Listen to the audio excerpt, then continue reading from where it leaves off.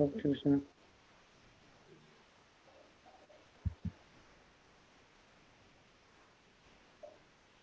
We're live.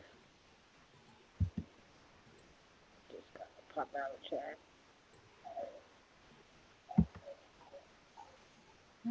Let's see. Oh, this is his. I don't want his. I want mine. I want mine.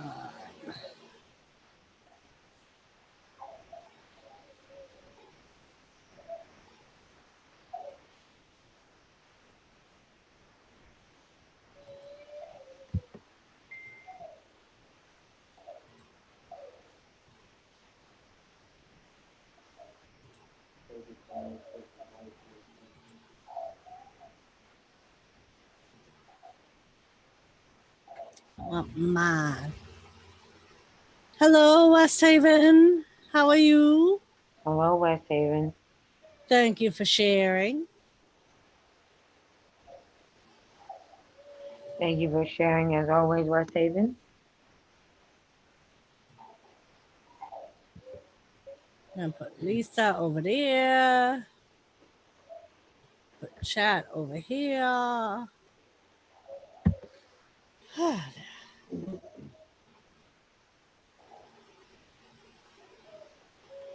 That was the wrong one. I didn't Hold on, want to. everybody. I can't see chat at the moment, though.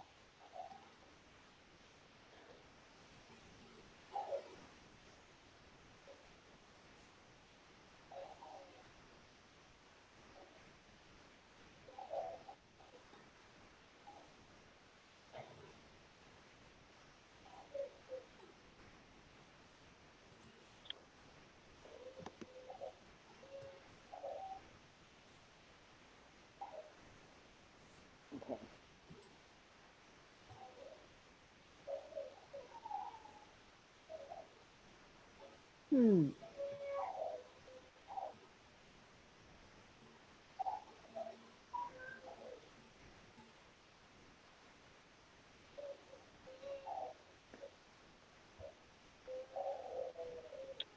This is the same crap. Hello, prayers for.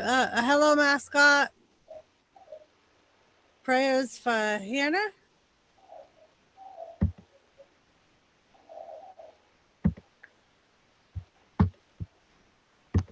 Why won't this go away?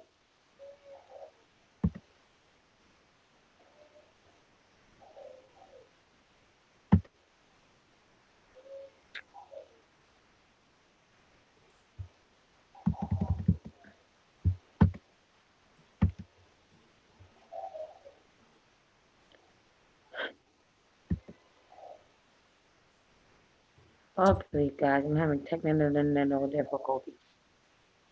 She's having technical difficulties. Hold on. Hold on. What's wrong with Hannah, mascot? Hello, Whiskey Woman. Hello, Whiskey Woman. Thank you, West Haven. You are the bomb, West Haven. You are the bomb. I love you. Yes, mascot, please fill us in. Well, my technical difficulties are giving me technical difficulties. Now she's having technical difficulties on top of technical difficulties. Yes, because YouTube wants to add crap that they don't need to add. You know, there's no need to add all this extra stuff. Don't be adding crap, YouTube. Yeah, stop it. Stop it. Stop it. Stop it, YouTube. Stop it. You're doing too much, YouTube. Mascot said he will private message you. Okay.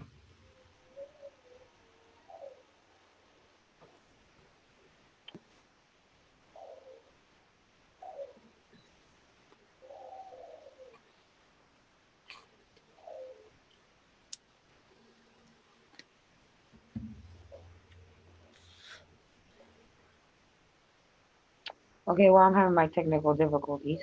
So basically, as you all know, trying to wait for more people to get in.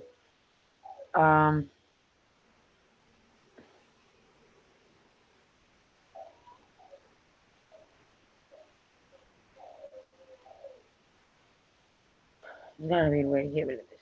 You can't. They can't make you do.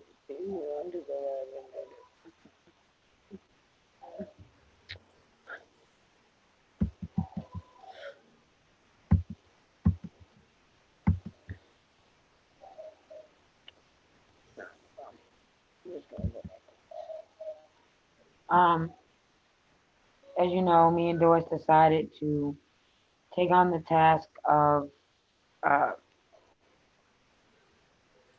telling the stories of the children that are being abused and being allowed to be murdered in California.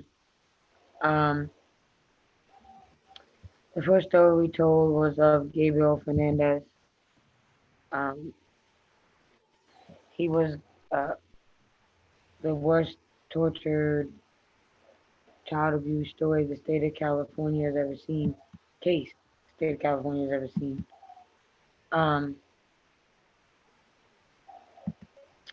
so the story we're talking about tonight is uh, Anthony, and he is the little boy closest to Doris's head. Um, I'll find him. the, He's over there. That one. uh, That one. the little boy that is near Doris's shoulder on the opposite side, that is Noah. We spoke briefly about Noah too. Noah is another little boy that was brutally murdered and tortured by his parents in the same county. Um, so we're going to give a brief introduction tonight on Anthony's case. Um,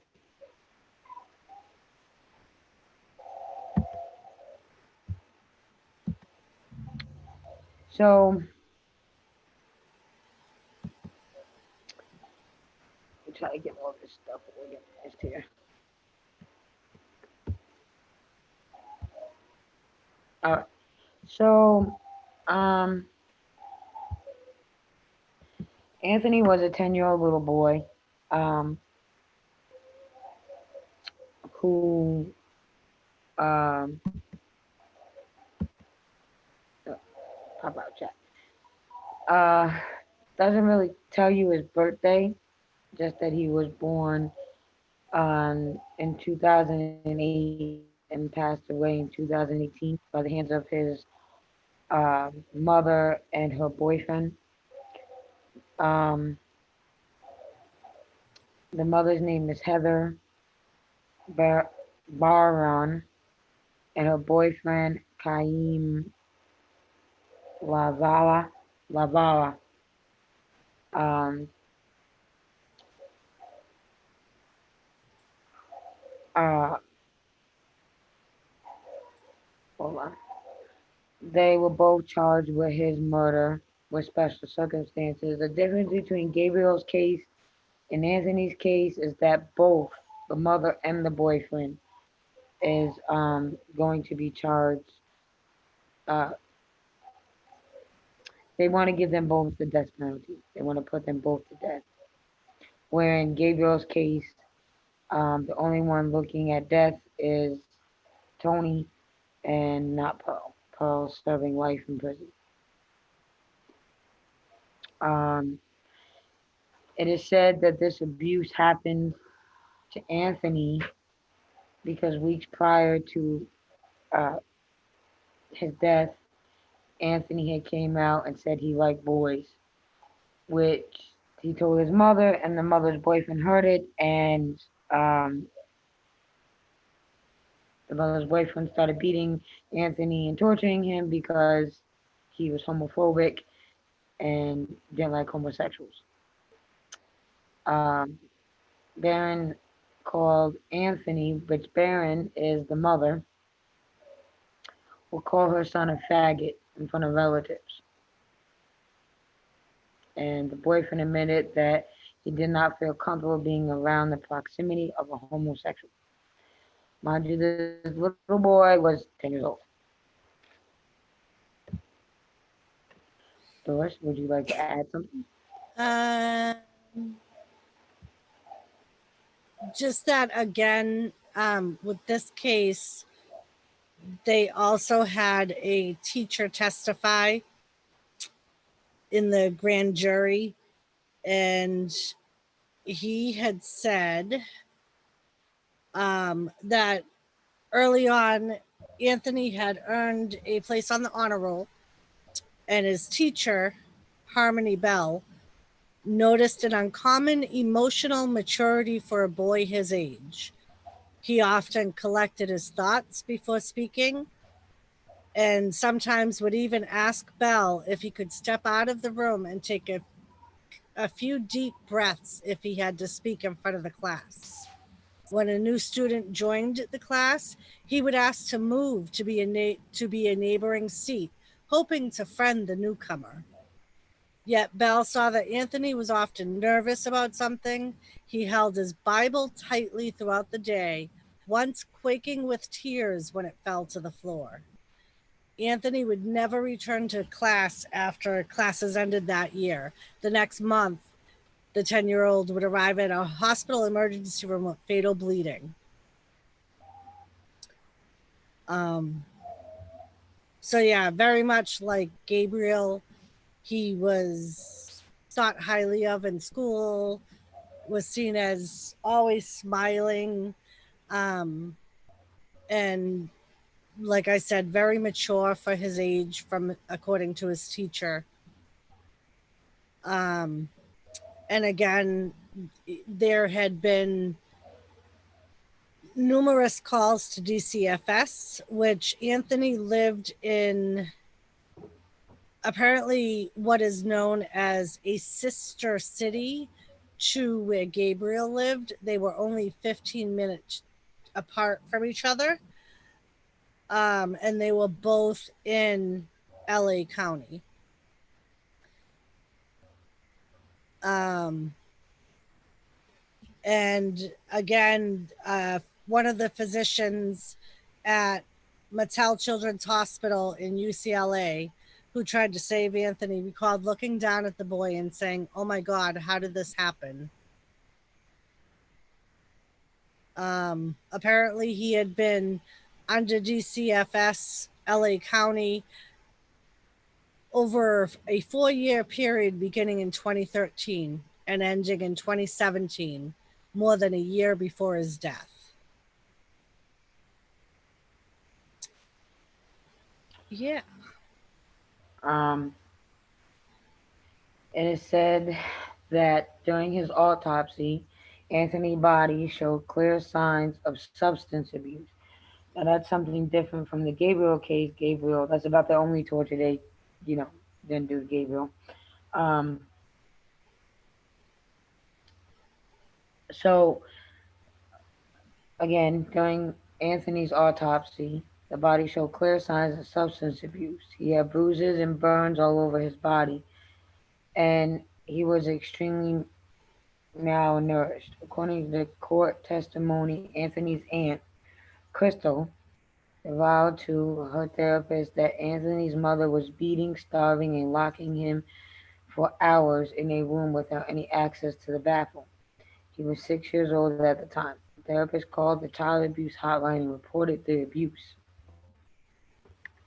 Case workers responded to 13 complaints of abuse regarding Anthony between, like Doris said, February of 2013 and April of 2016, including sexual abuse when he was 4 years old. Um, we told you when we ended the Gabriel stream that the same attorney that prosecuted Gabriel's case has said that he's making it his mission to prosecute all of these cases. So he's the same prosecutor in um, Anthony's case and in Noah's case. Um, in a statement, the Los Angeles Deputy District Attorney John Han, Han, I said this earlier. As much as I talked about this man last time, you think I would know how to say his last name, and I don't. So we're gonna call him John H. Said there were injuries to Anthony's side and his hip area, both his left and his right hip and his arms, and even injuries to his feet. In another statement, he said at one point Anthony could not walk and was unconscious, laying on his bedroom floor for hours, was not provided medical attention, and could not eat on his own. Over the last few days of his life, Anthony was tortured repeatedly.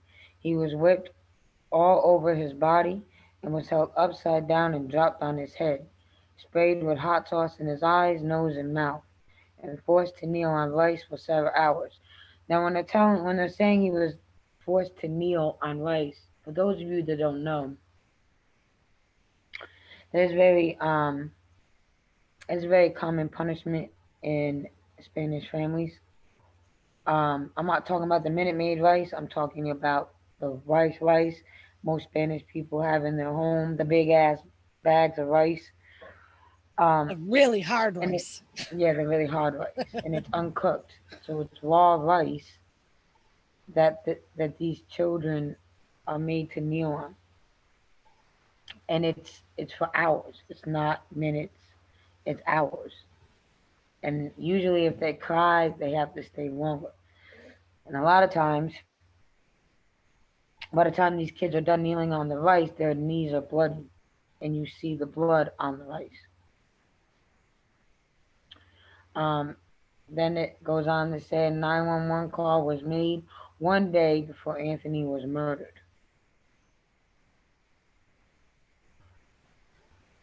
Um,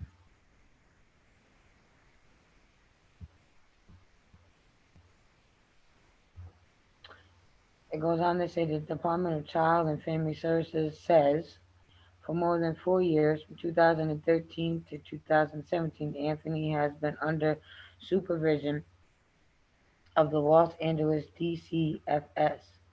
In that period of time, at least 13 known calls by teachers, counselors, relatives, and police were made to the Children Abuse Hotline regarding Anthony's welfare. DSFS followed up 8 times. The difference between Gabriel's case and Anthony's is the cops did not ever make a report of abuse for Gabriel because they thought Gabriel was lying because they believed Paul and Tony. Um, the fact that there was 13 calls and it was only followed up by 8 is a little disturbing. And they were in an investigation for 4 years. Um, says according to a review by CBS News of released documents from the DCFS records from Maximus Corp. Oh, excuse me. Maximus Corp. We talked about briefly in the Gabriel case. They take on cases um, from the Department of DCFS to try to help cut down their workload. It's a private company that they bring in to investigate these things, and yeah, this is how things get slipped through the cracks. So again, records from Maximus Incorporation, court records, and interviews from family and relative child protective workers missed God, numerous warnings of life-threatening abuse and repeatedly failed to intervene. That is the same in Gabriel's case. You know, a lot of calls were made, a lot of numerous warnings was missed in Gabriel's case, uh, which led eventually to Gabriel's murder. Same with Anthony. Charges being brought to the mother and the boyfriend. Says on August 28, 2019, the Los Angeles County District Attorney's Office announced it would be seeking the death penalty against both the mother and the boyfriend. Both pled not guilty to international murder with the infliction of torture on a victim. In addition to the murder with special circumstances charge, the mother was charged with an additional abuse charge of one of her other sons. Um, this case has yet to go to trial, um, and it is unforeseen to when it will go to trial because of COVID-19. So, like, we notified everybody when we ended the Gabriel Stream case. Oh, geez, crikey. And we told you guys we were going to go on to doing the next child, which was Anthony. Um, we wasn't, most likely wasn't going to be able to give as much detail and give you as much as we did with the Gabriel case because this case hasn't even made it to trial yet. Right. They've only had the grand jury um, trial, which, so we know some stuff, but obviously there's not as much evidence that we can talk about because they haven't released it yet because the trial hasn't happened yet. But they do talk a lot about DCFS and the similarities between their handling of Gabriel and their handling of Anthony. Like, for instance, Anthony was placed into a voluntary counseling program, which apparently was the same program that Gabriel's family was put into. And both Anthony and Gabriel were put in this program, which is meant for mild cases of neglect, where they said that according to the records, neither Anthony nor Gabriel should have been in this program because they both ranked high for the likelihood of severe abuse, which in both cases, DCFS ignored their program, which basically takes all the calls they get and they enter them in, and this program tells them, like, it rates the chance of abuse in that case, and both Gabriel and Anthony ranked both high. But this one says that they even documented that two supervisors in Anthony's case chose to take no further action when this computer program said that he was at a very high risk of severe abuse. So they just left him with this voluntary program, which did not have any home inspections. His aunt also said when GCFS did do home inspections. I was just going to read her quote. This was the aunt's quote, what Doris is just about to talk about. She said, part of the problem is that anytime they would come to my sister's house, they would give her a heads up. She was able to clean her house, get groceries in the cupboard, in the cabinets, and all of that. So I think that one thing that needs to change is the pressure. Don't give any notice to show up. Mm-hmm. And it says that one of the caseworkers assigned to Anthony was Matthew Mansfield, a veteran GCFS supervisor who also played a role in Gabriel's placement in that same voluntary program. He was later disciplined for the move following an internal inquiry, according to the grand jury transcripts. In Anthony's case, Mansfield and colleague Mark Milliam brought in counselors from the Children's Center of Antelope Valley, which is the valley that he lived in, which is the sister city of Palmdale, where Gabriel lived. They brought them in to provide services for the children and the mother. Heather Barron was 24 at the time, with 4 children and another on the way. And it says, based solely on information provided by Ms. Barron, the assessor believes that her capacity to provide a suitable care for her children is severely limited by her poor parenting skills, poor judgment, and denial and lack of awareness of her mental health issues. It says that they did redact in the records what specific mental health diagnosis she had. But if they're even saying this and they still did not do home visits on a regular basis, and it says Wendy Wright, another counselor at the Children's Center who spent Hold on one significant time second. with I Anthony want. and his mother, called the child abuse hotline that October to report that Barron grabbed one of Anthony's siblings violently and dragged him across the room, consistently talked about her children in derogatory terms, displayed nothing but anger towards those children. I Right just want told to. I just want to touch on something before you go any further. For the mental illness.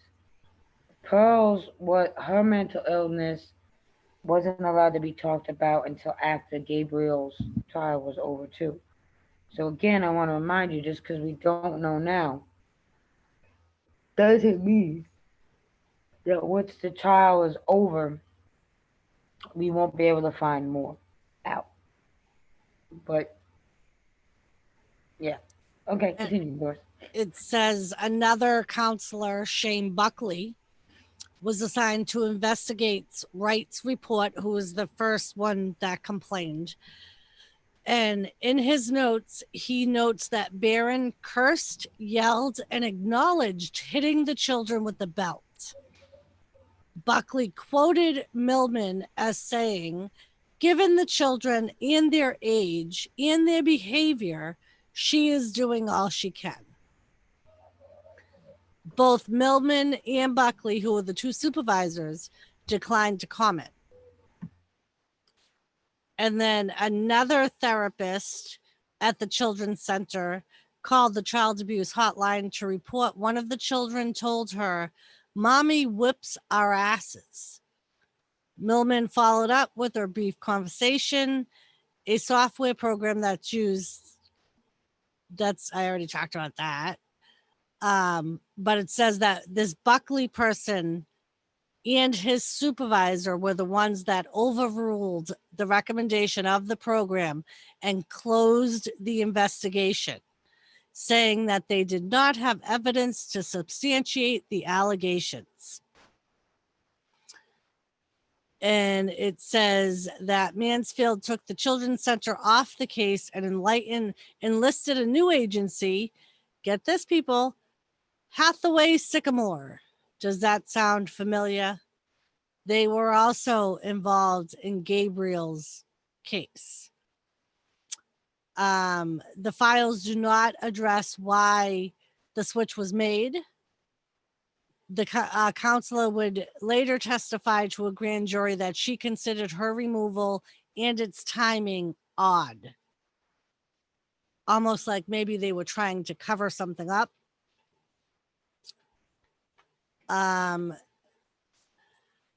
So Dixon, who was the one that testified from Hathaway in Gabriel's case, was also assigned to Anthony. And the focus of her counseling was to reduce the abuse in the family and was directed at Anthony, not his mother. Her case notes show that she counseled him to listen to his mother more attentively and to finish his homework. Her notes spanning about a 1-year period from February 2015 to January 2016, when Anthony was age 6 and 7, depicted the boy as prone to whining, crying, and tantrums. And she said that this made parenting him difficult. Some of Dixon's notes were cut and pasted from one session to the next, and they did not mention the new allegations of abuse that arrived at the child abuse hotline during the time she worked with the family. Dixon and her attorney declined to comment. And it goes into how his aunt and uncle, David Barron, had custody of Anthony for a little bit, and how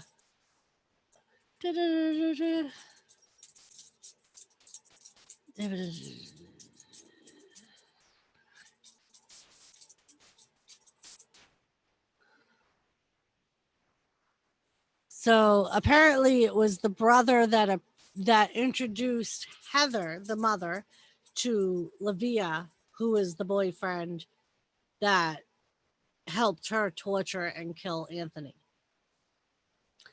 And he reported that within months of their introduction, the father of one of Heather's younger children told police that Livia was abusing his son. A sheriff's deputy interviewed the boy, then two, who told him that Livia had violently grabbed him by the ear, leaving a bruise and a cut. The deputy wrote that he saw the wounds himself, but when the sheriff's detective, Chris Wyatt, got the report, he made no attempt to find Livia, recommended no charges, and ended the investigation, according to his later grand jury testimony. So, as you can see, this is very similar in Anthony's case as it was in Gabriel's case. There were police that investigated, DCFS investigated, they had counselors, and it seems like all of these people just failed to see the obvious. We have some pictures of Anthony's sketches from his autopsy. It does look like most of the wounds were on his torso and legs. He had a couple on his arms and like 3 or 4 on his face. But it looks like they did a pretty good job at being able to keep the marks off of where people would see unless they were underneath his clothes. And DCFS workers, continuing on, also did not locate and interview Livia at that point. Over the next 3 years, they investigated the family, even though they suspected he was at the home. Now, mind you, Heather was collecting welfare for all of her children. So, and would lie to the welfare office and say that she had no one living with her. When they would ask the children, she would make the children lie and say he wasn't living there. So they suspected that he was at the home regularly on nights and weekends. They also did not follow the department's rules requiring them to contact Livia's other children or their mothers if they had, or if they had pulled court records. They would have seen that 2 other women had restraining orders against him after they separately told judges that Livia beat them with their children present. DFSS opened a case court for the sibling, but not for Anthony and the other children in the home. So only one child got an actual investigation started, which was the one father who said the boyfriend was beating his son. If you guys don't know, Anthony's father and his mother were teenagers when they had Anthony. Shortly after he was born, the father had to go back to Mexico. So he had been in Mexico the majority of Anthony's life. And the only time he would get to see or speak to Anthony was over video chat. So he had no idea any of this was going on. And just so everybody's aware, this is Anthony's mother. And this is the boyfriend.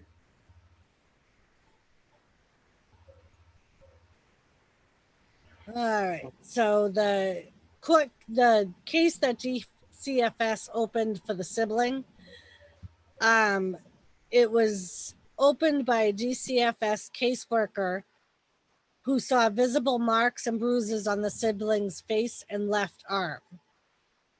I don't know why she didn't check the other children, but apparently she didn't, because according to Anthony's sister who testified, there were 3 of them that got tortured, starved, and beaten on a regular basis. So I don't know. I mean, I'm assuming she didn't if they only opened up a case on one child. Um, and she she told the child abuse hotline that she doubted the abuse claim but wanted it on record to cover our butts. I believe this was this one that we had the recording for, Lisa, when they were laughing and joking, saying cover your own ass.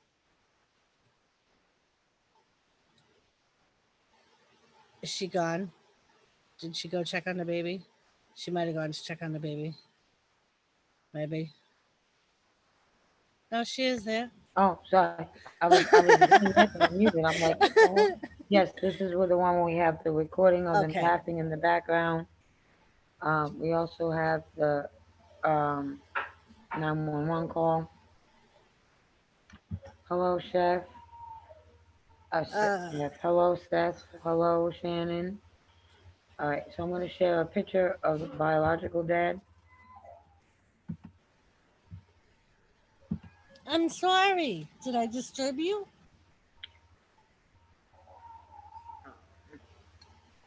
Go away.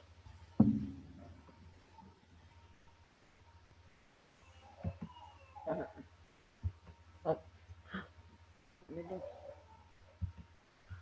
Okay.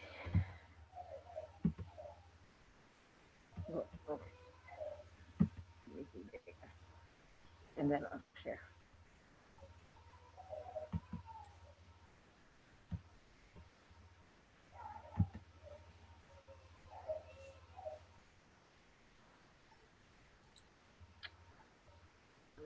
Okay.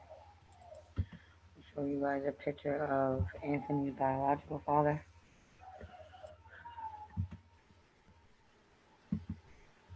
So this is Anthony's biological father.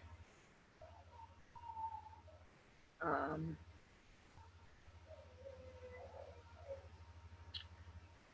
Again, there's not much information at this time of why he was sent back to Mexico and why he's not really supposed to be back here.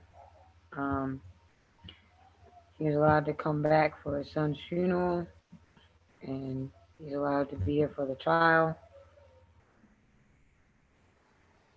Okay, Shannon,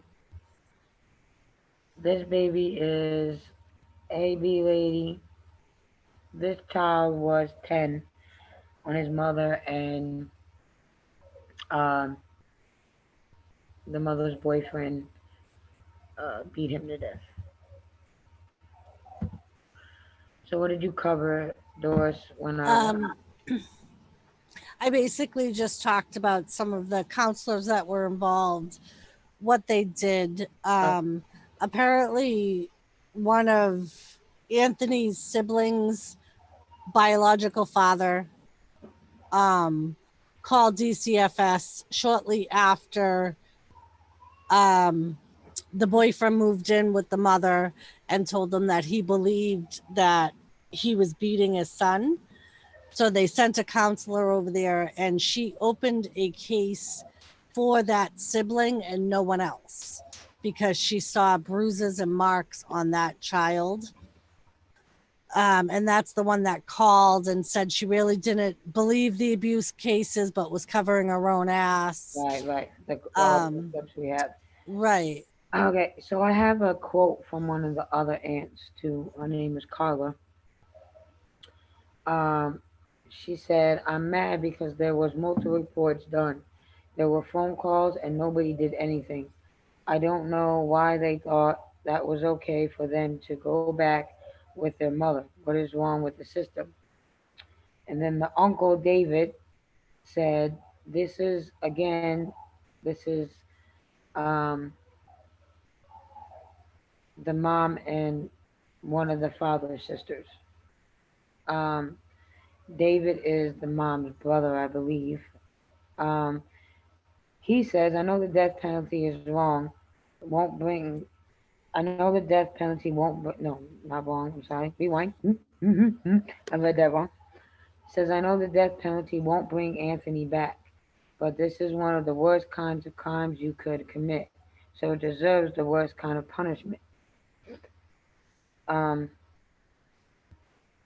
and then it says, Anthony's extended family filed a lawsuit against LA's DCFS in August of 2019 after they alleged that his death was preventable and due to criminal negligence, which is true.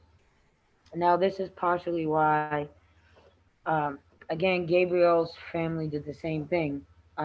Gabriel's father filed a lawsuit against LA's DCFS as well, and his lawsuit was thrown out. But when Pearl's family filed their lawsuit, it was um, finished outside of court for an undisclosed amount. Um, there was we haven't really looked into where their lawsuit went, but again, um, there isn't even a trial for this young boy yet because of COVID-19, and not even gonna. There is no definite date when a trial may proceed. Um, this is the same boy we were telling you about when we finished up the Gabriel stream that only lived a few blocks away from Gabriel. Um, Similarities between Anthony and Gabriel is it is alleged that Gabriel was tortured and abused like he was because they thought he was gay. There was no um,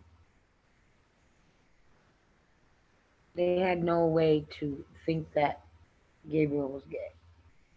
Anthony, they assumed they said was gay because Anthony said prior to his death, weeks prior to his death, that he liked, hello, Fisherman Christina, that he liked boys. Um, at 10, it's very well possible that he knew that. Um, um, so to beat this boy like they did and embarrass this boy and call him a faggot in front of family and friends, um, it's another form of abuse, not just the physical. Um,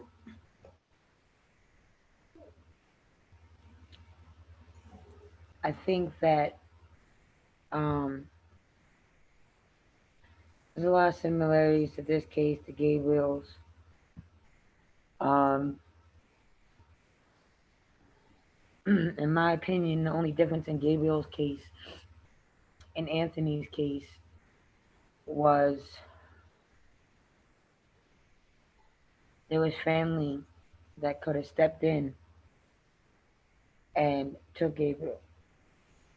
I appreciate the effort that Gabriel's teacher put in upholding the abuse.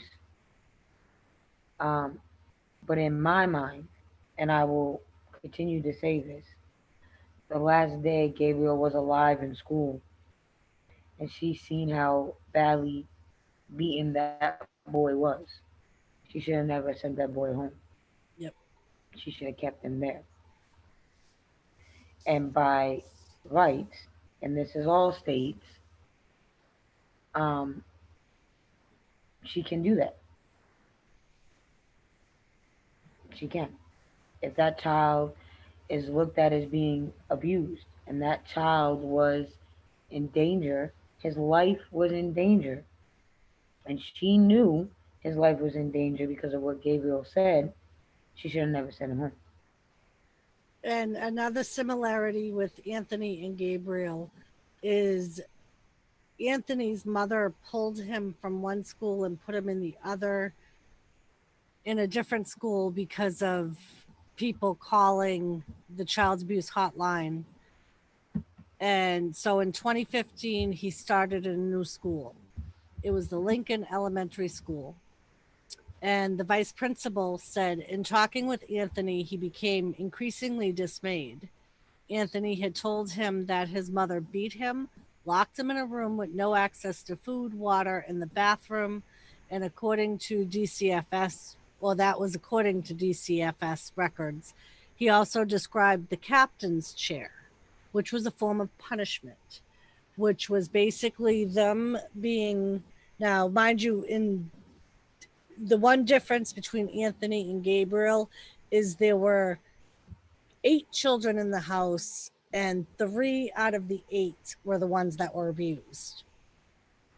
The captain's chair, they would put them in a corner and they would make them squat like they were sitting in a chair, but they wouldn't have a chair underneath them.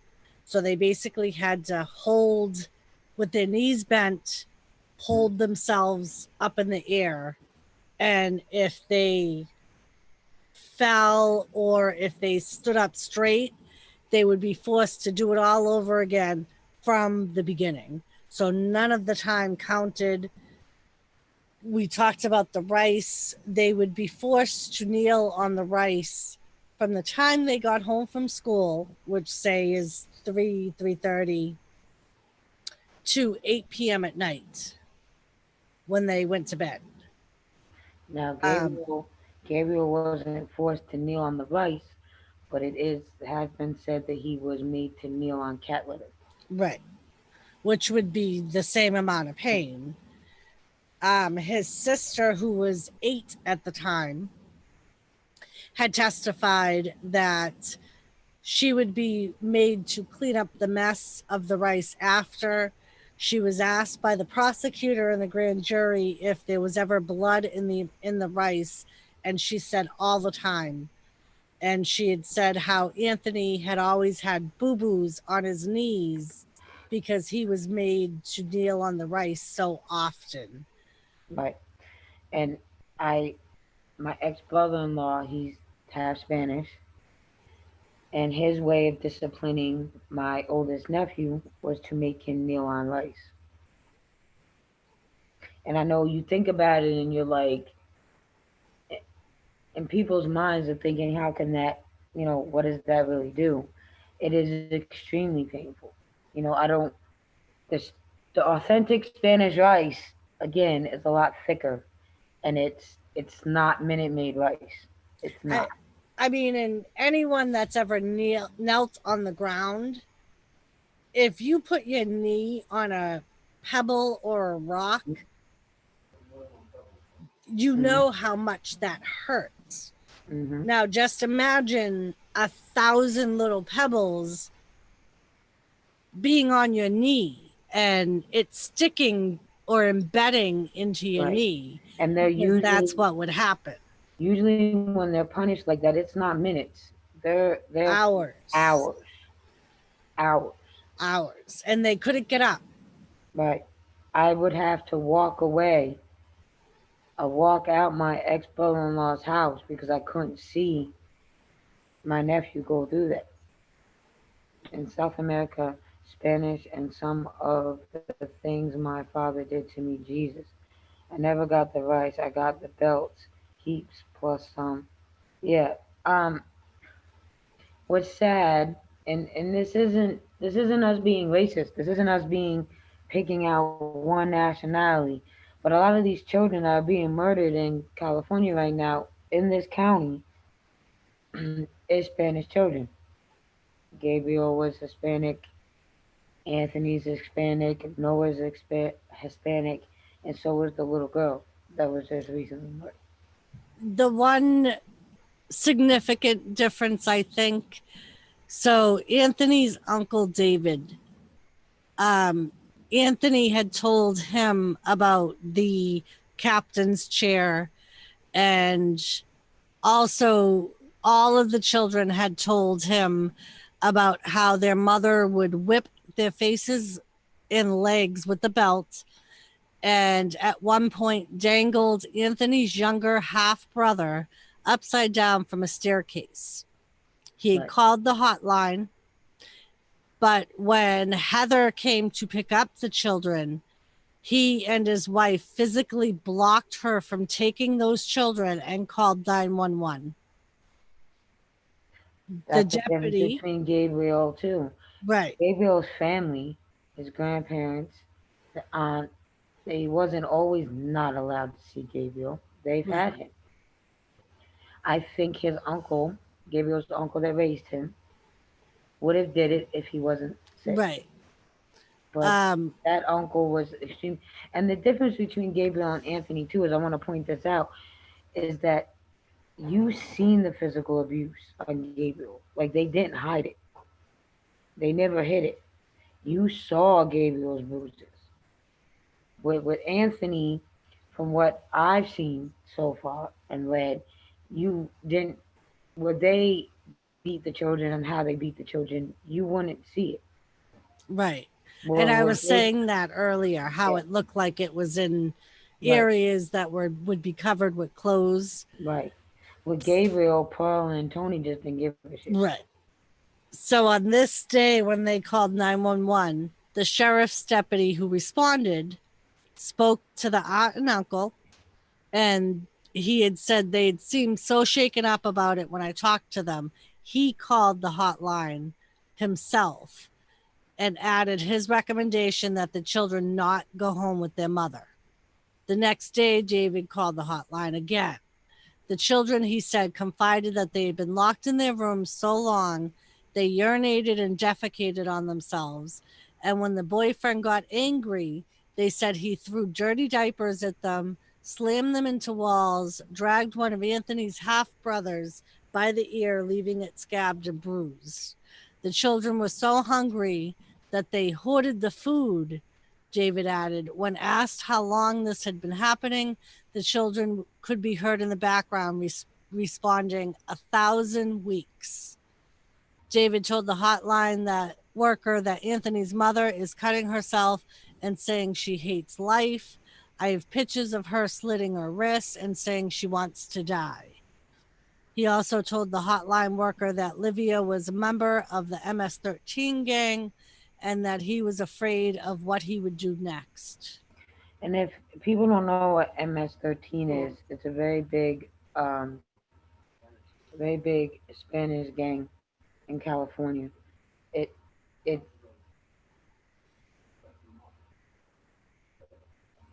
it's a very big gang in California, and um, it has ties throughout the world because it's supposedly linked to the Spanish mafia. Right, the Mexicans. Um, so um, yeah, I have. It's called suppressed memory, Shannon. I have it too. You know, yeah, especially in the neighborhoods that these kids come from. You know what I mean? You learn to grow up really quickly. And like in Gabriel's home, his older siblings learn to grow up very quickly because you see your younger brother getting beaten and tortured like that, and you go to have to sneak and feed him because the adults don't got common enough sense to realize a child needs to eat. That's shit adults think of, not the children. You know, I believe that the two older siblings felt like they had to protect each other because they couldn't protect Gabriel. That's adult mentality. You know what I Right, mean? Um, the children in Anthony's home was made to wrestle each other for their mother's amusement. You know, I think you, as a child in situations like that, it's like adults. It's two things: fight or flight. So in them, they can't leave the children, so they fight and they do whatever they have to do so they don't get abused. You know, and in Gabriel's home, them two older children, they were abused before Gabriel came there. Not to the extent Gabriel was, but they were being abused. So when came in, and a lot of people think, oh, this is selfish, it's messed up for them to think like that, but these are children. So I'm sure in their mind, they're thinking, well, we don't have to worry about being abused no more. We're not getting hurt no more because now Gabriel's here and he's getting it all, you know? And they shouldn't have to think like that, but that's probably how they were feeling. And that's probably where a lot of their guilt comes from, because they probably were thinking that. Comes down to, if you break the bond down, there are three brains, which is fight or flight and helps with memory. Exactly, Shannon. Exactly. No, I suppressed a lot of memories, and some of it from my childhood is suppressed memories. I didn't do myself. It was explained to me that my brain and body kind of worked together and suppressed it for me.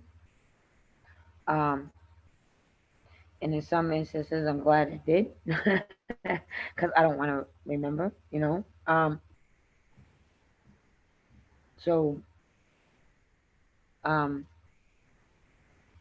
again, you know, I've gotten a lot of positive and negative about me and Doris doing this. And we're doing this because these children's stories need to be told, because they're being allowed to be murdered. And all the right steps, what our society, what our counties and states would consider all the right steps, have been taken to help these children, get them out of the situations they are in, and none of it is working. They are still Right. allowed to stay in this home. They are still allowed, and Gabriel and Anthony were still allowed to be murdered.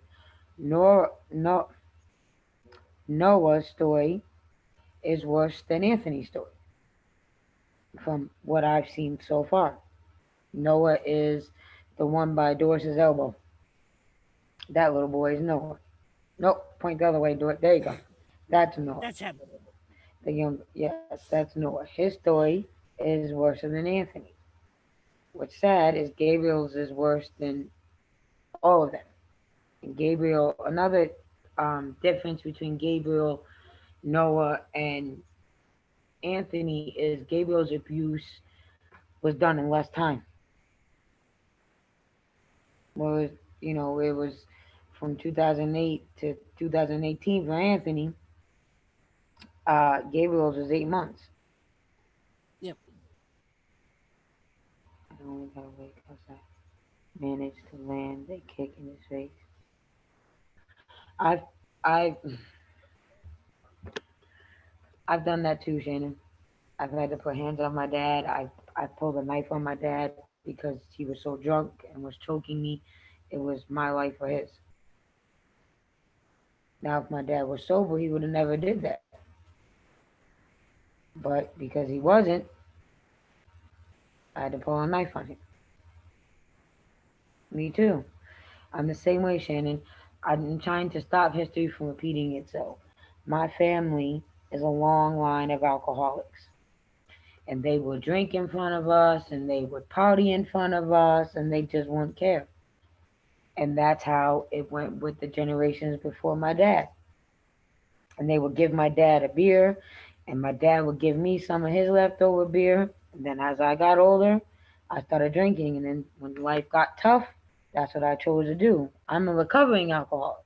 That's why I choose. That's why I don't drink as much anymore.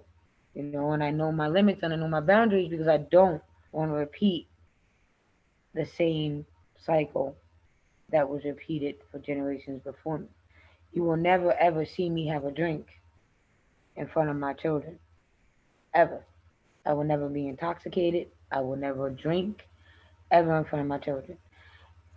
Occasionally, I may have a glass of wine with dinner, depending on when we're having, but that's one glass of wine. After that, that's it, while my kids are awake. Um, and I don't let nobody, not even their own dad, um, and he's a drug addict right now. And he knows that when he has our children, don't do that shit. Even when we're together, that shit don't come around our kids. I don't care. You could be Jesus himself. You ain't doing that shit around my kids. You're just not. And that's the thing with children's brains. As brains develop, neutrons that are used consistently in our brain are what your brain used by default, as it is easier to use as they are stronger.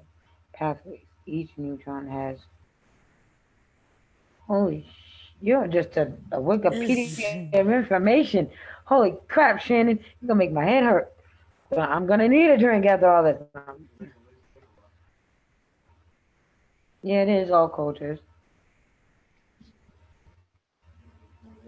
Yeah. So your brain defaults to one's most commonly used. That's true. It is true. And when things get tough, you tend to go back to where things are comfortable and where even if it's wrong, you go back to what's comfortable. So it's been a long fight for me not to do that, especially after Vanessa, especially after my Hey. husband left, and I had 2 kids and a newborn baby, no money, no car, no nothing. It was extremely hard not to go back to what I was used to doing to hide my pain and to cover it up. You know what I mean? So, and I suffer from bad anxiety. So, when my anxiety and my depression mix, this is what happens. The depression makes you want to sleep. Well, your anxiety don't let you stay still. So it's fighting with each other and you feel like a freaking lunatic. So, and you can't eat, you can't sleep. That's why I lost so much weight after my ex left because I just couldn't eat. Yes, you can. You can. No, it's not what is comfortable. It's not comfortable reprogramming yourself. You know what I mean? But I want to change the path for my children. My ex's family has a long line of addiction too, from alcohol and drugs to you name it, they got it. Well, my family is just alcoholism.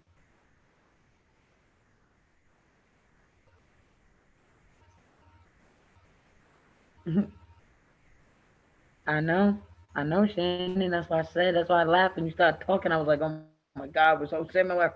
Ah! So,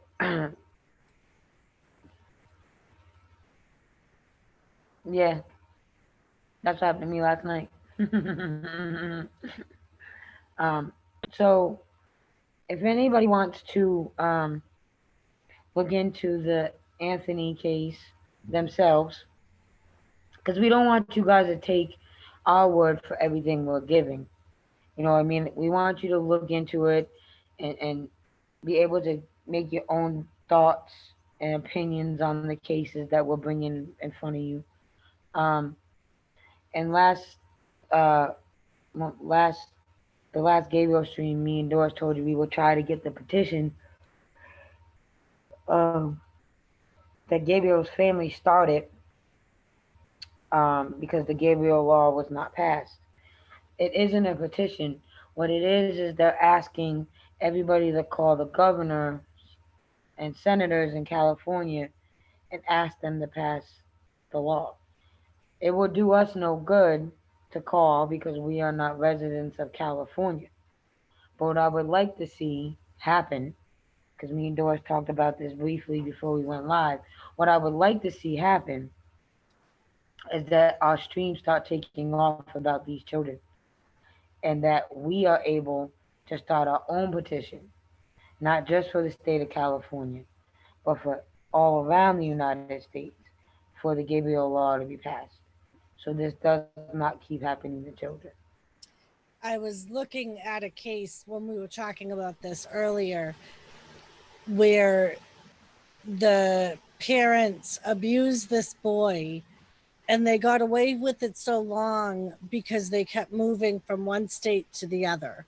So the two DFCS departments didn't communicate. Right, and it's just happening in California, and it's And happening all over the world. right. And Lisa and I thought if every state had this law, which we described it a little bit on the last Gabriel stream, basically all of the different disciplines, the police, the welfare, the child protective services would all communicate on the same computer program. Just imagine if we could make that across all the states. Right. That way, if somebody had a DCFS case in Massachusetts and they moved to California, California would know that they had an open DCFS case as soon as they got the first call.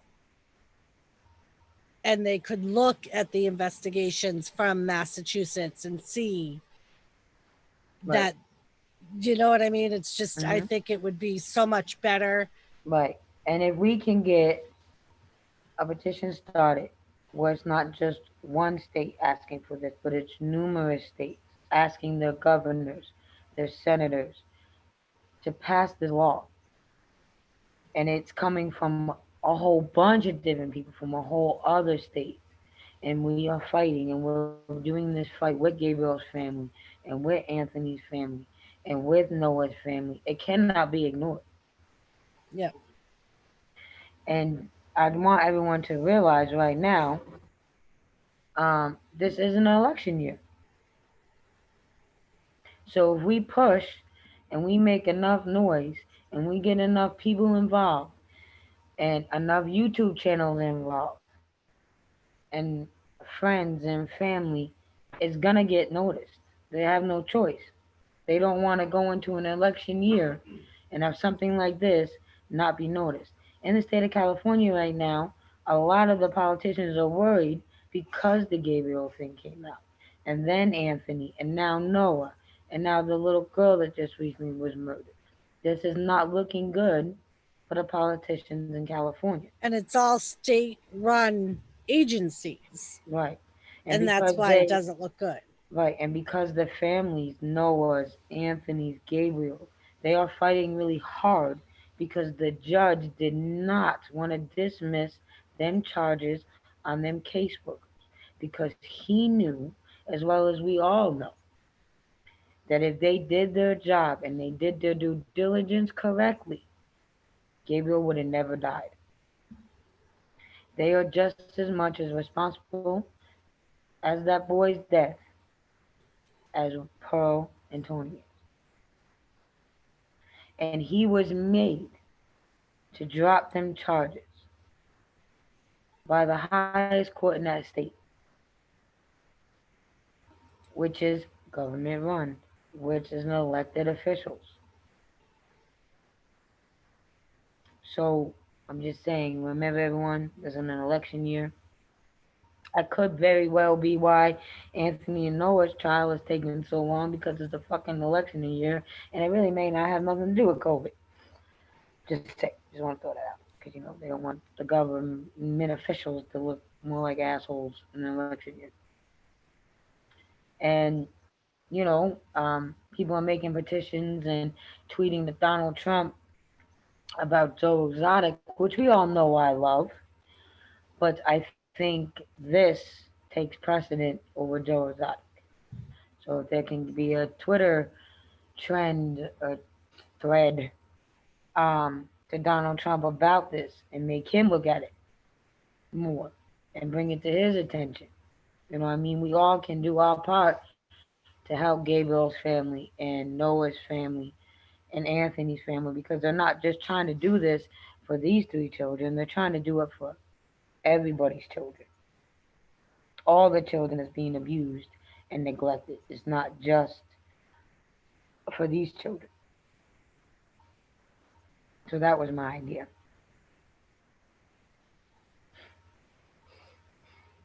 I don't talk I want. Shannon done left us.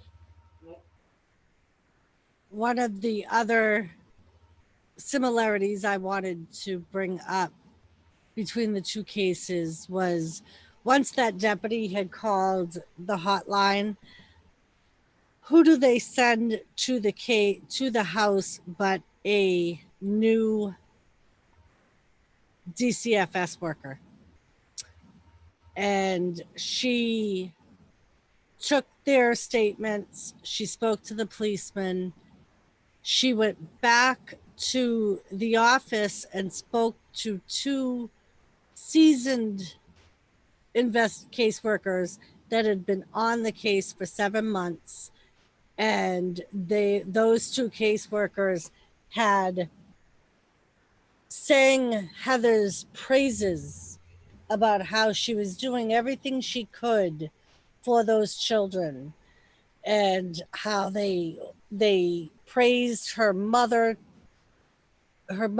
instinct, and so she disregarded everything she had already been told and seen and closed the case and reported that there was no belief of abuse.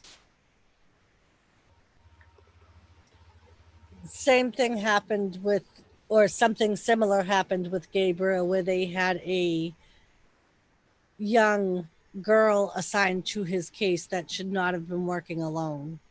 And with Gabriel, it was clear he was being abused. Ray Charles could have seen that. And I think the children need to be talked to more. And I think you need to believe the children a little more.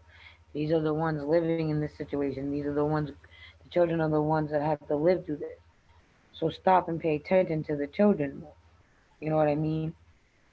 And listen when I'm telling you something. And sometimes children don't say things clearly.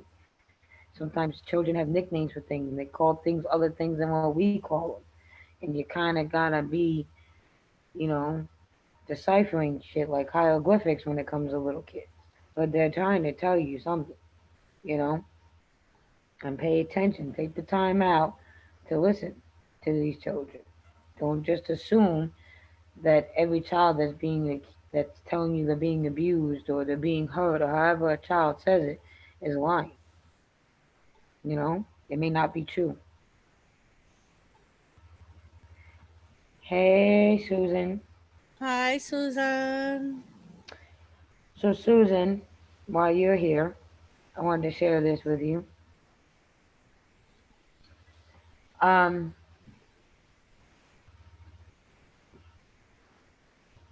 when I shared, when my son went to his parade for school, I was telling Doris about this earlier, and I sent Doris the article.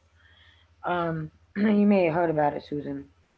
Um, I was telling my I'm son's gonna make a cup teacher, of coffee. I'll be right back. okay, my son's teacher, she's like the case manager for Head Start too, about what me and Doris were doing with Gabriel and Anthony and Noah, telling their stories.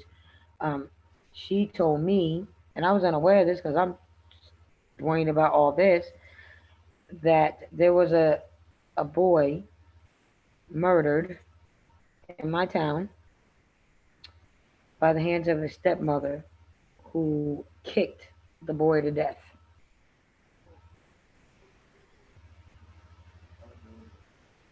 He was 5. And the reason why, and my son's teacher started crying, and she started crying because he was one of their students.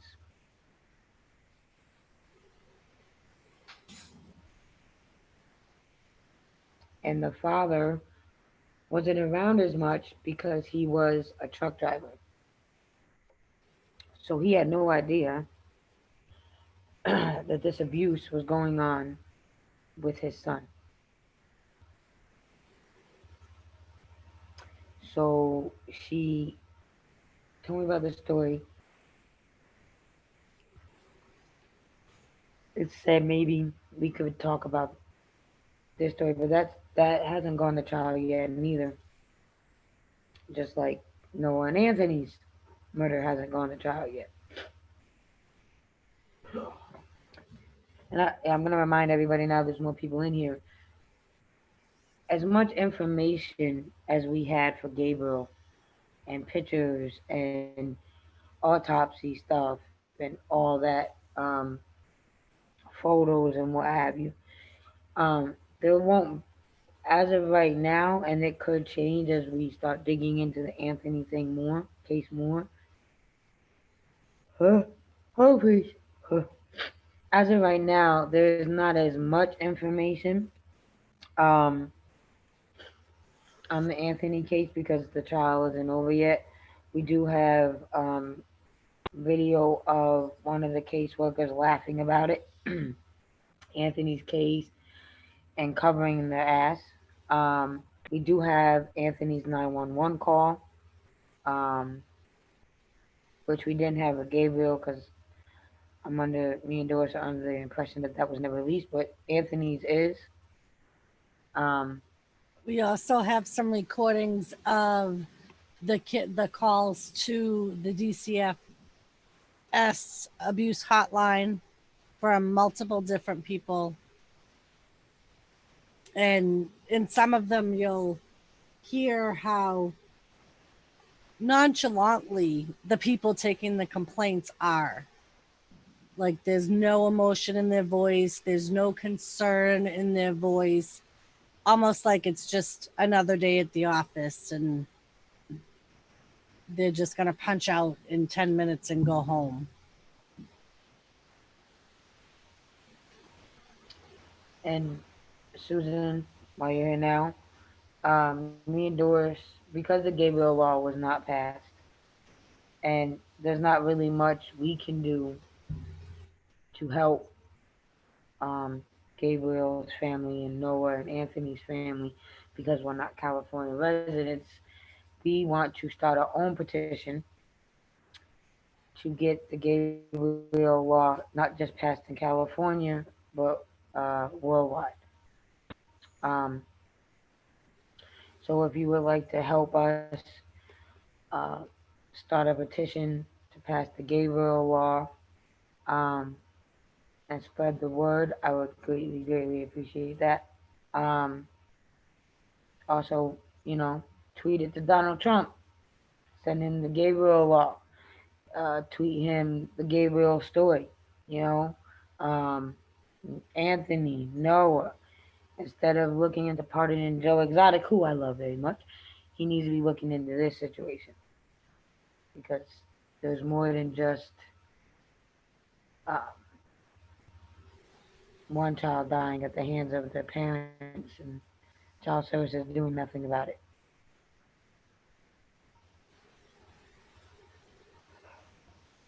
Oh, sorry, keep going. Let me take a sip of coffee. My son woke me up at 6:30 this morning. Again, thank you, Susan. Me and Doris just got to get together to get the petition going and how we want to word it. Um, I have all the law stuff. I don't know if it would be the same code or whatever for everywhere, but we'll copy off Gabriel's amp. And I'll let you look at the Gabriel law. All right, Shannon, I completely understand. I'll let All you look right, over the Shannon. Gabriel law. Um, or just Google the Gabriel law. Um,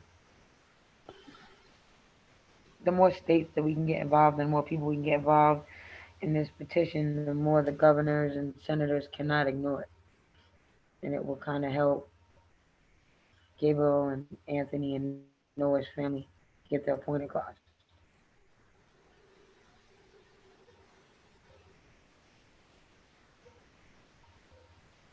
Yes. We may not be huge YouTube channels, but you put us all together, we can get shit done. Right.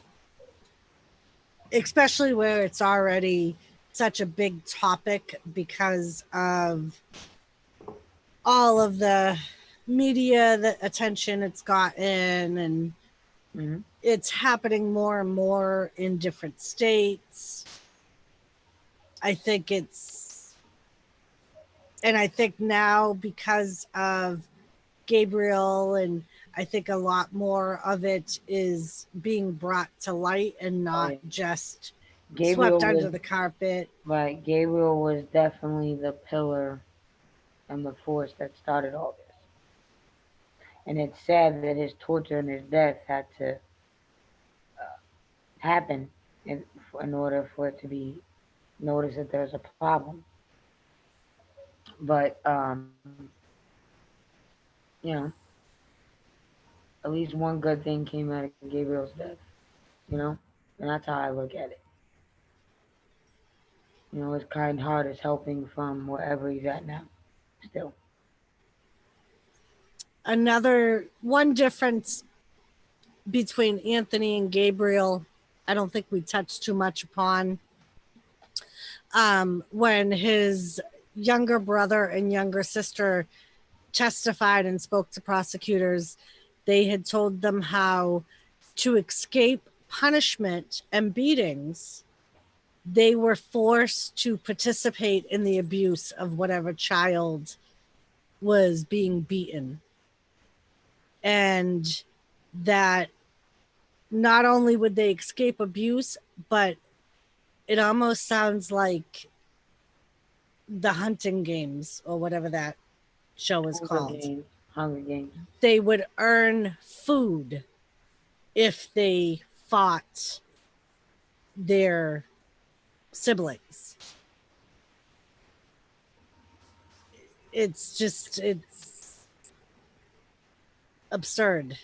And sickening. It is. Another thing that would happen to them, they said when they were locked in the room, if they urinated, the boyfriend would push their face into the puddle. He would stuff a shirt in their mouth to muffle the screams. And one of them had said he would sit on their legs while he was doing it so they couldn't get away. So it's just the more, just like with Gabriel, the more and more You did. we look More into you it, the find. more disturbing it gets. And this one's not even over yet. Yeah, this one is like this is still going through trial. And Noah, again, Noah's the one to the left of the doors, well, to my left. Yeah, right That there. one. Mm, mm, mm. That's Noah. Um, his case um isn't worse than Gabriel's, but it is definitely worse than Anthony. Um, and he's younger.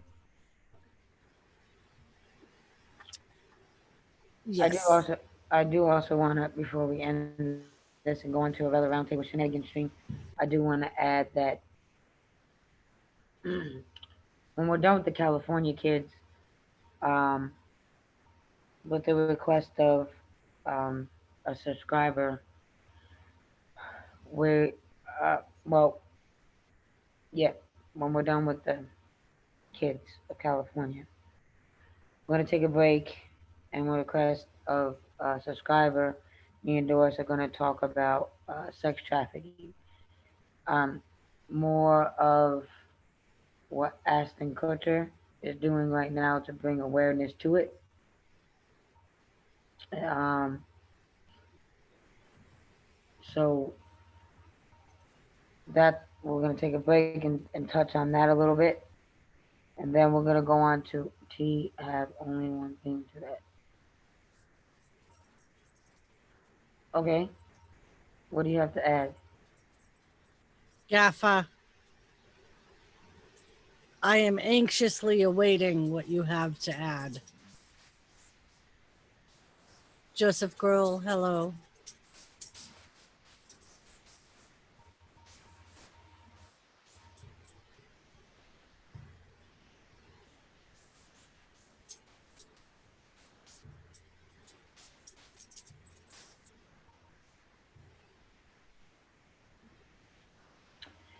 You're right. California is not the only state that has prosecuted or has tried to prosecute the social workers. However, if you are not doing your job right and you are hiding stuff in your paperwork and not filling out your paperwork, like in Anthony's case, they completely got rid of a whole fucking sheet of paperwork so they didn't get in trouble. You're not helping these children. You're potentially giving the abusers the right to murder them, to keep on abusing them.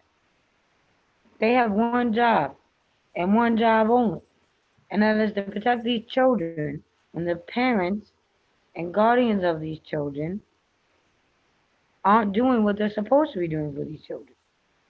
That's why they're here. That's what they get paid for. And Yes. my thing is, like Lisa said, they ignored documents. There's two supervisors that during their grand jury testimony admitted that even though Anthony's computer program ranked him at very high, they ignored it. Right. And this And explains why computers taking over the world. People, the fucking computer was smarter than these people who right, are trained to see this stuff. they said they ignored it and recommended no further action. One of the detectives that worked it said that when he got one of the calls from the counselors, he didn't push it up to the special victims unit again. And he said it's a well-known thing that we do here when you get a call from a counselor from the state, it pretty much gets rubber stamped and passed on, even though he did not do that. He said that policy says you automatically stamp it and move it along to the next investigator. And that wasn't done.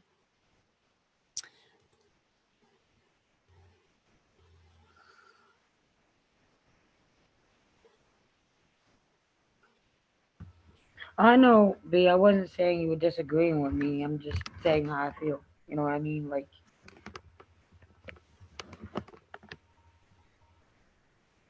yes, that's why I'm asking. Me and Doris are asking for us to get the Gabriel law passed. Not just in the state of California, but all over the place. Because if the Gabriel law is passed, it's one step further that this not happening no more. And we are also we are also asking for as many people as possible to tweet this out to Donald Trump. He's on Twitter enough, he'll say it. Hashtag him in it. Show him the Gabriel law. Bring awareness to him about Gabriel and about Anthony and then about Noah. You know, if everybody gets together and signs a petition to help get this law passed, our governors and senators cannot ignore it.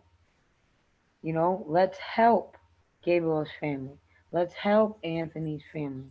Let's help Noah and all the other children that have been brutally beaten and murdered and tortured by their children and get this law passed. You My know what I mean? biggest thing be, I don't know if you were here when we talked about it, but um, Gabriel's Law is a law that some groups came up with in California that basically would make it so all of the state run agencies, the police, welfare, child protective services, schools, doctors, Counselors, hospitals, mm-hmm. all would use the same computer system. So that way they would all be able to see reports of child abuse.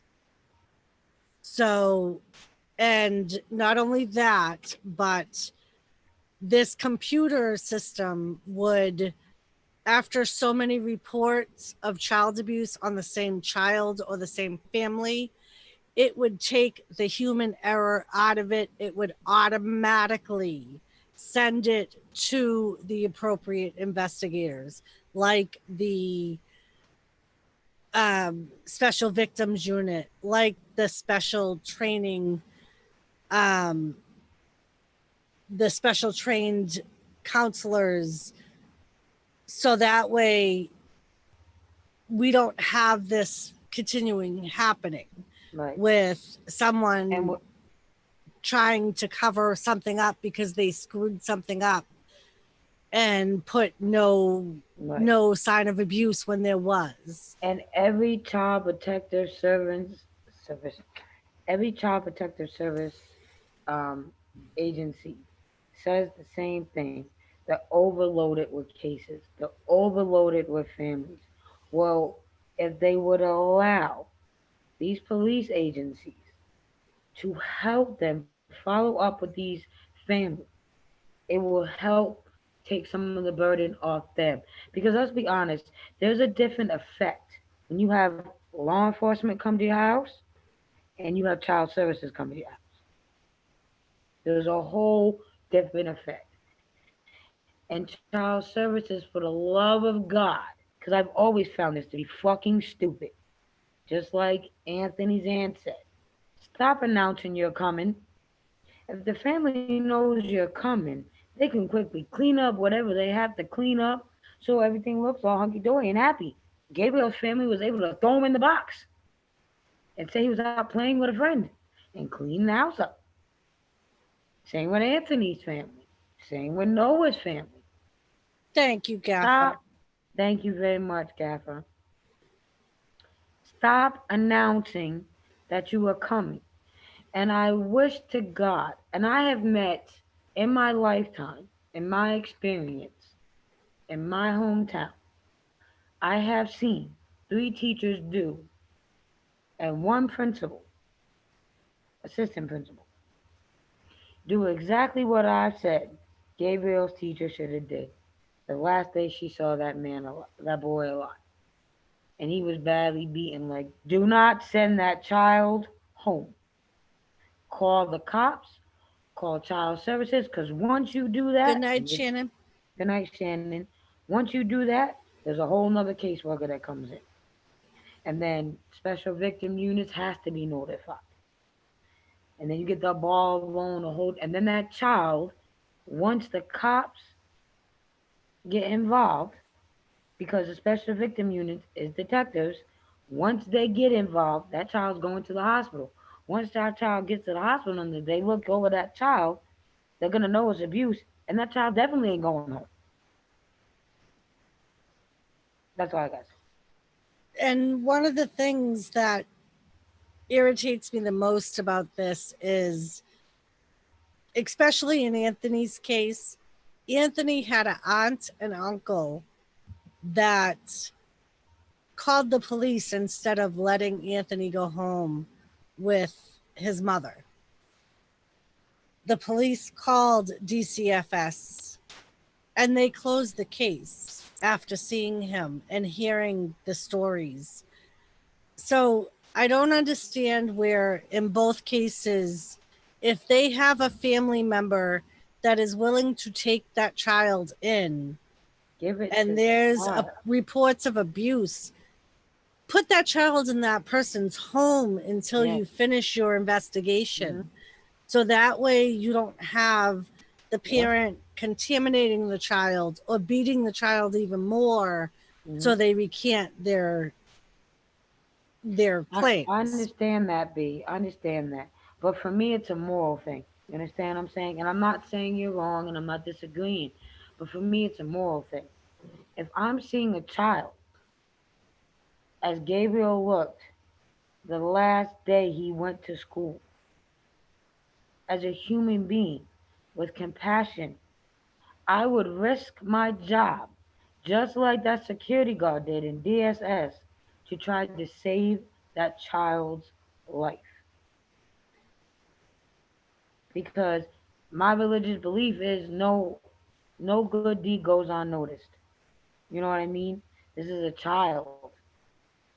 He can't defend himself. So we are here to defend them. B, DCFS was there. DCFS had the authority to place the child with the aunt and uncle. The police stayed on site until the DCFS worker got there. And I believe in Noah's case, Noah had an order to be removed from his home. Judge ordered him to be removed from his home. 3 months later, Noah was there and was killed by his parents. In Noah's case, it's his biological parents. They ain't no stepdad, boyfriend. I believe it is his mom and biological dad that murdered that boy. Yep. Right. Being that, like, I understand that in a way, I understand where they're coming from. I Everybody do too. needs their jobs. I do too. But And like the security guard said that got fired for making that call to the 911 after his supervisor told him not to. B, He can, that's what I want to know is why didn't they place him with the aunt and uncle right. who were willing to take him in that and had him living with them previous to her taking him back. That's what I don't understand. And that's why I'm saying they should have, with a family member being willing to take him, keep him with the aunt and uncle.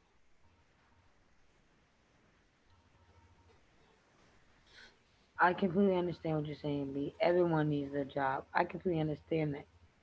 But like the security guard said, they got fired for not listening to his supervisor and calling 911 anyways. He can find another job. He was trying to save that child's life, you know? Yes, B. In Gabriel's case, they fired a security guard who called the abuse hotline after being told not to get involved Oh, by he his called the supervisor. sheriff's department. He didn't call he Right, called he the called sheriff. 911 Mm-hmm. and he was fired for doing so. And 3 days later, Gabriel was murdered.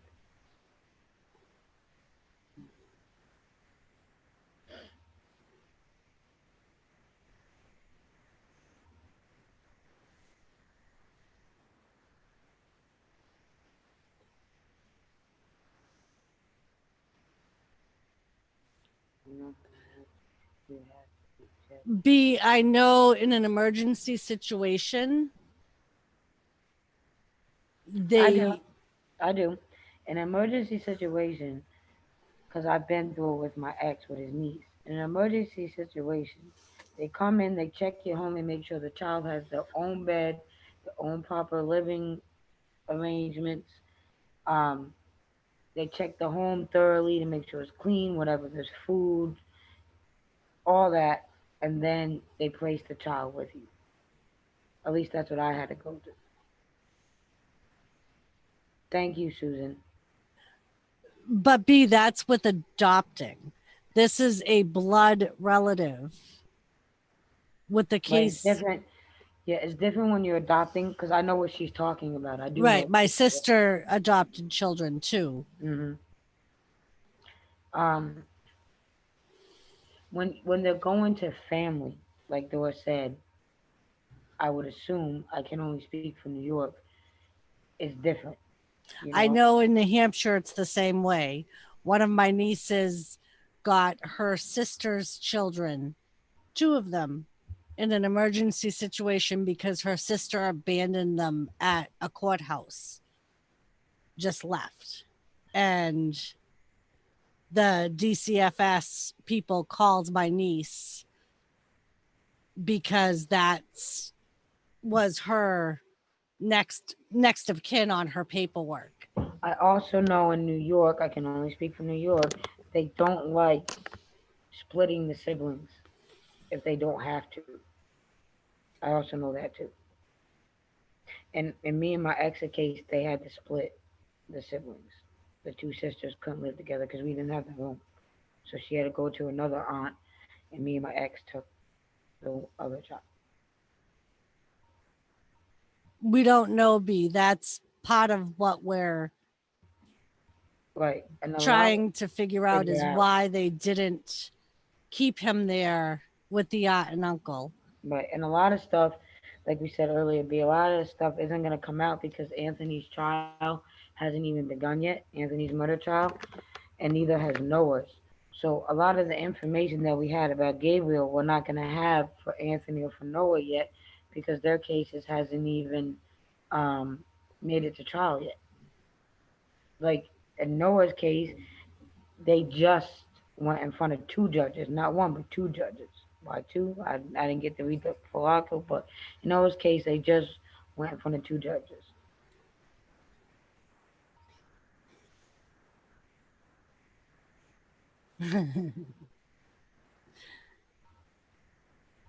Yeah, they don't really give too much detail right now as to the whole investigation.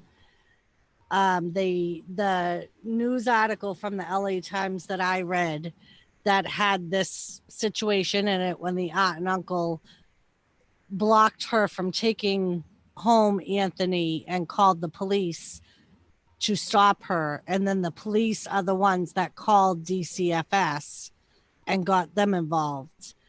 Um, they don't say, they said that a lot of the reports at that point had been redacted because of the ongoing trial. I'll be right back, Doris. I'm gonna go smoke a quick cigarette. Okay.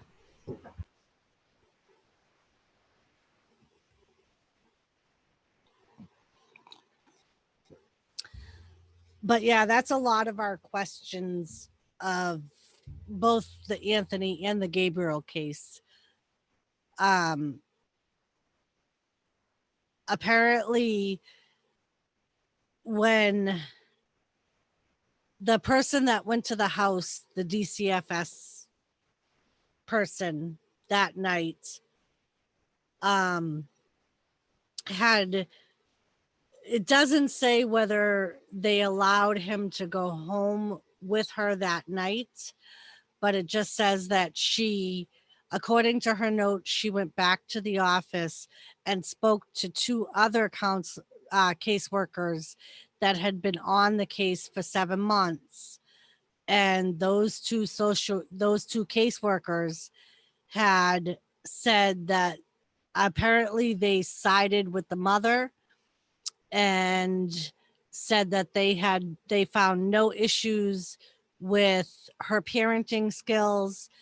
And because this girl was new, which I think is part of the problem, was they sent a new caseworker out to the house that night.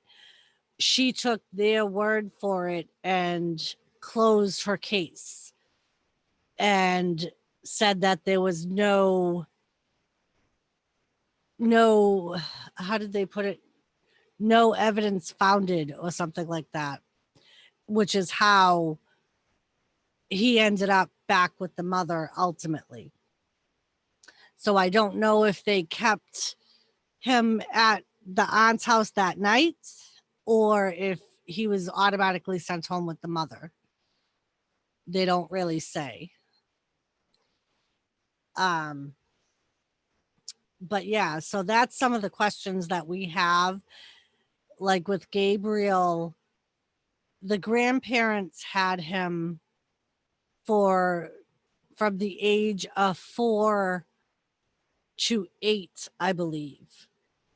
And 8 months before he died, the mother took custody back. And when the grandparents tried to fight it, they were told by both DCFS and the police that the mother had parental rights to take Gabriel back.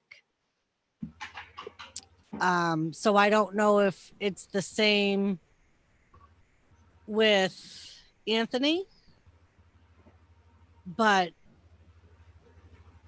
I'm assuming, or I don't know if this caseworker, like I said, from what the LA Times said, she was new to that area. I don't know. They didn't say whether she was a brand new caseworker or if she was just new to that area. They just said that she went and spoke to two seasoned caseworkers who had been on the case for 7 months. And when they found no fault with the mother, she closed her case. Like, Of and B, I want to add that the social workers was not prosecuted um, for the murder of Gabriel. However, the Department of Child Protective Services in that county was sued. First by Gabriel's dad, and that lawsuit was thrown out. But the um, lawsuit that Pearl's family put against um, the county was settled out of court with a on undisclosed amount. Anthony's family is suing them as well for wrongful death. Um, and I'm pretty sure Noah's family is going to do the same because the same prosecutor that prosecuted um, Gabriel's case has made it his mission to prosecute all of these children's cases. And he has made it clear that if they can't get them by the justice system, that he will get them in their pockets. He encouraged the family to go after them financially. Yeah, there was many times Right, to B. save Gabriel. There was many times to save Anthony. Earlier we explained that within a matter of weeks there was 13 calls put in and only eight Yeah, out of them 13 yes, calls was investigated. Susan, they Gabriel was from Palmdale and Anthony was from some valley. That's The sister considered, is considered the sister county of Palmdale. they're Now, 15 minutes apart. They're both 15, in mm-hmm, LA County. right. They were only like maybe 3 or 4 blocks away from each other, Gabriel and Anthony. And I believe Noah, I look Noah up now, I believe Noah too was in um, the same county as Gabriel and Anthony. Anthony. Yes, sorry. I got sucked into looking it up and forgot what I was saying. And that was why we decided to connect all of these cases, is because they're all from the same county. So just Anthony and Gabriel alone had the same, for the most part, had a lot of the same caseworkers working on them. Um, and after both deaths, they said that they were redoing their training program, but yet after each time, another child died from the same cause. So I think Yep. they might Noah want to Noah was rethink a their training. yeah, Noah was a 4-year-old boy in Palmdale and his parents murdered him as well. And this time it was his in this case it was his biological parents.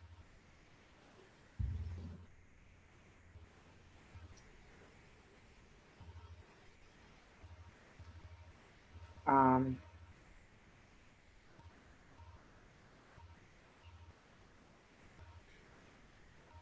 yep, that was in Palmdale too.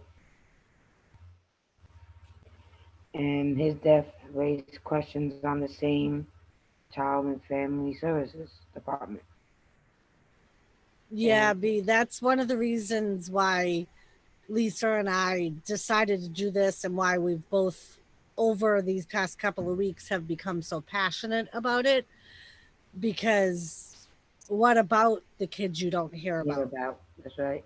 There's a Especially during the lockdown, mm-hmm, the child abuse is going to be worse. A lot of these kids, their only escape is school.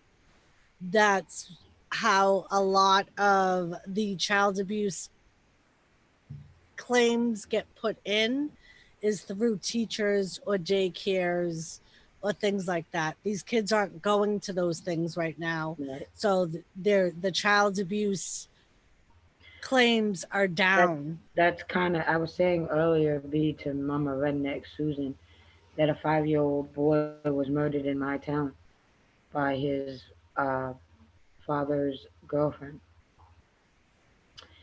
and this is when the schools were closed down. She kicked him to death, and he went to the same Head Start school as my son. So, and that's not all of the news. There's a story about a little boy in Cleveland that his mother and mother's boyfriend killed him and stuck him in a duffel bag and buried him in the backyard. Um, there's another case in Cleveland where I showed Doris where a mom left their kids home, young kids home, to go get drunk, and the neighbor called 911. And I have to say, and I was telling Susan this earlier, out of all the law enforcement that I have come across doing these stories about the children, the Cleveland Police Department by far has been the best at um, investigating that I have saw. In Cleveland, they have to wear body cams, and once they're on a call, they have to stay on, and once they're off the call, they can turn them off. So a lot of the uh, cases that I, I'm talking about, you see through the body cam. And for an example, the mom that left her young kids home to go to the bar, um, they came, they investigated. At first, they didn't see none, and then they stood at the back door and they heard, or they went to the neighbor's house, and she had a door that was blocked off, and they heard the kids screaming through this door, and they banged on it, and the kids started screaming again, and then they went in the backyard, and you can literally hear the two little children yelling, and so they called it into the supervisor, and this one of the kids let out this horrific scream, like it sounded like the kid got hurt. And without even waiting for the supervisor to say go in or get permission from the landlord, they kicked the door in, bang, and went upstairs to their apartment. And there they found four little children in the house, filthy, with nobody there. And the mother eventually came home, and they wouldn't let the mother touch the children. They put her in handcuffs, brought her downstairs, and removed the children. And the cop, even, I died. Me and Doris fucking died. I died. The cop said to the mom, "We wasn't too worried about your children when you went to the bar to get drunk, now was you? Don't worry, we're taking care of your kids now. They're fine now." So I have to,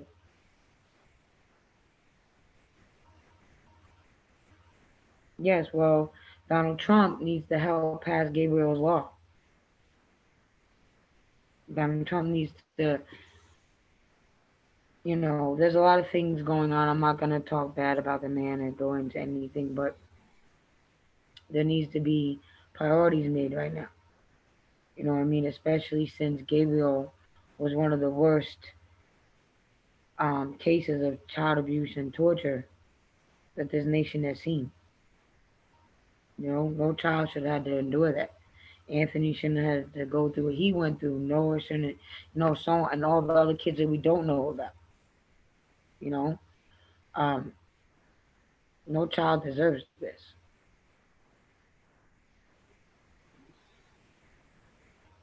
I mean, and that's the thing. Like, if it had just been one child, I mean, one child is too many. But if they had all these different, and we're not just beating up DCFS, it was the county sheriffs.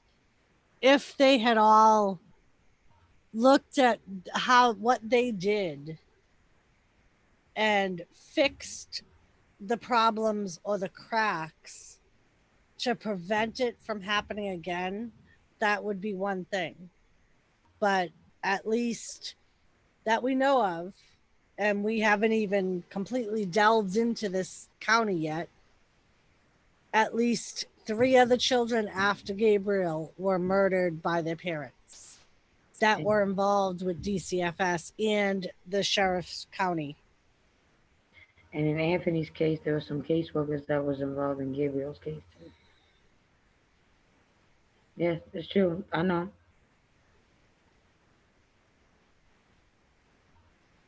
I know. I know. And I think that, and this is a pattern too with the mental illness. And this is, people suffer from mental illness. It doesn't make them bad people.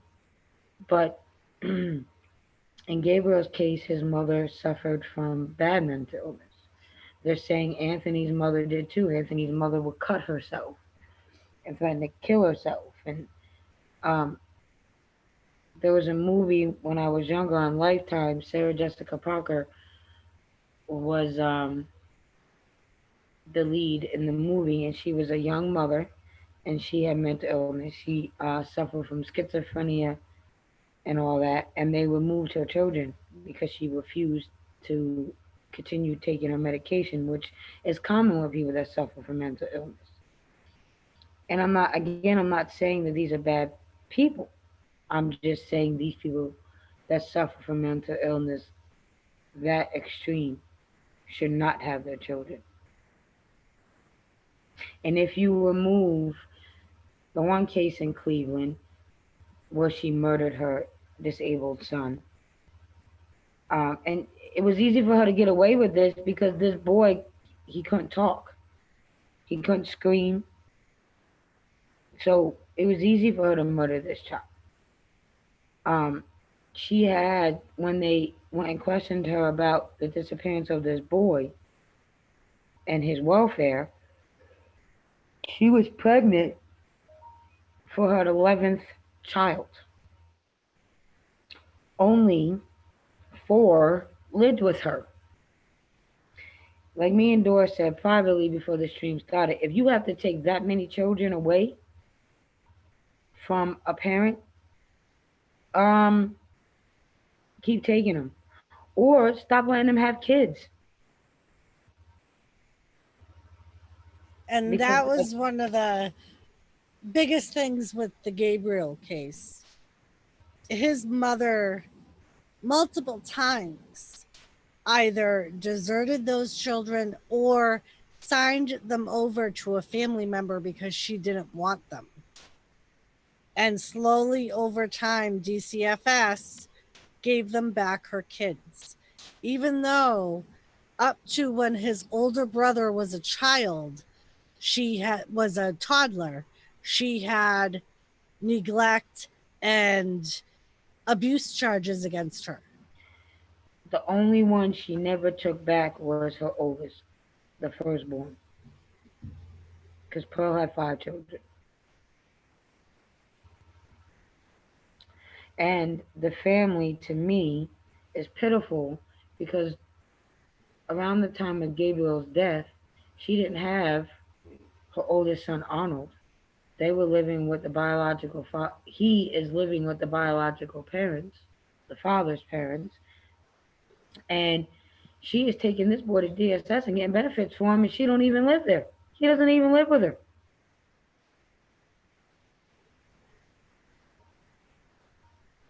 Right, Susan. You had common enough sense to know and give your children up. Mothers like Pearl and Anthony's mother don't have that. And a lot of times, people with mental illness that are have to be medicated stop taking their medication because they start feeling better or for whatever reason they stop taking their medication. I'm not saying they're bad people because they're not.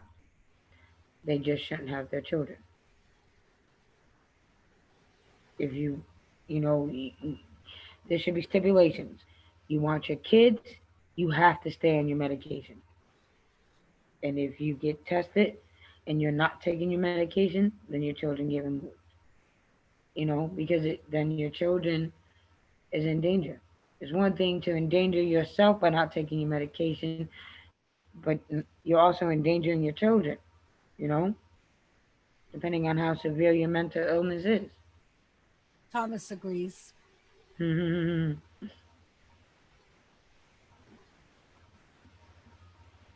It is, B. You're absolutely right. It is. You know what I mean? And too many people also have too much pride to say they can't do something. You know what I mean? It's a pride thing too. You know what I mean? And when a lot of times people, my ex is notorious for this.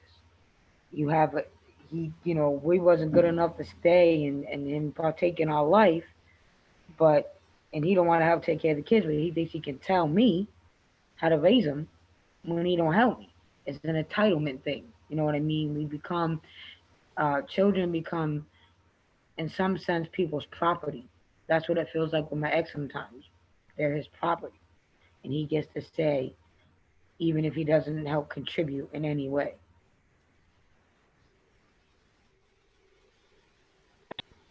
Exactly, Susan. Exactly. Because you do your children more damage than you do good when they have to see a parent struggle like that, you know?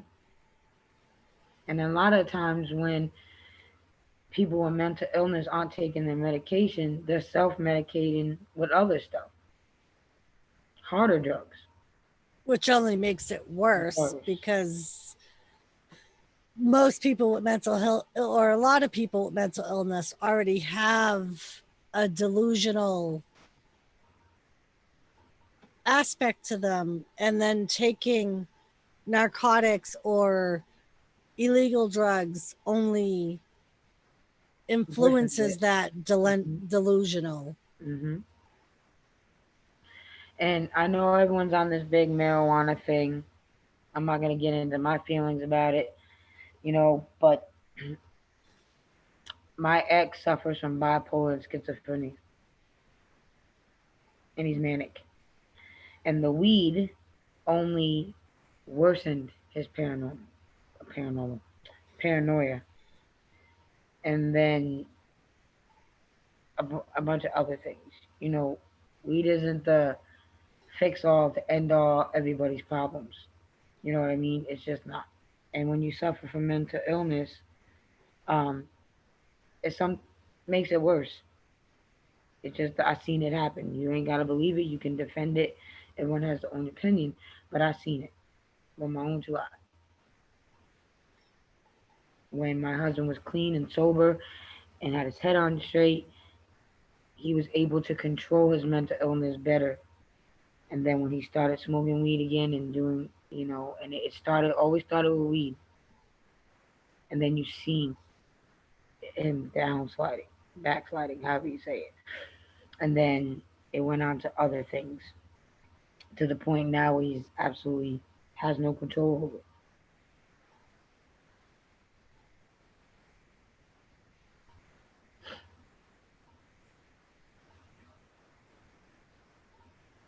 Chat one time. And the whole mental health thing, that's a whole nother stream. Yeah, that's a whole. We can go on for hours about that. But there is the yeah, you're right, Susan. And like, but we brought it. We touched on it a little bit because with Pearl and now Anthony's mom, there is and the boyfriends too. And uh, Tony didn't suffer so much with mental illness; he had anger issues. And from what I read about Anthony's mom's boyfriend, he suffered for some mental issues and he had anger issues as well. Um, and to be a part of the group that Anthony's mom was associated with, um, they don't play. You know what I mean? So you kind of gotta be um, detached from yourself and from the world, and if it's true that she was associated with them, there's a difference between Right. being a member and being associated. There's a Right. difference. And to touch a little bit on the history, when they when the prosecutors investigated a little bit on Anthony's mother's boyfriend, he has children with other women, and apparently two of his baby mamas have restraining orders against him for physical abuse on them in front of their children. It didn't say whether he also abused the children or just the women, but the restraining orders were for abuse against the women. and I believe he was not allowed to see those children. My exes comes out um, in anger, and then he gets very, very depressed. Hey, dreams. Hi, dreams. All right, so we're gonna end this. I was gonna say we should probably stop. We're Yeah, going we're on gonna three end this hours. and go to a regular roundtable shenanigans stream. Um, thank you everybody for being here. As soon as me and Susan figure out how we're gonna word this petition, um, I will get it out to as many people as want to help us spread the word and get people to sign this petition.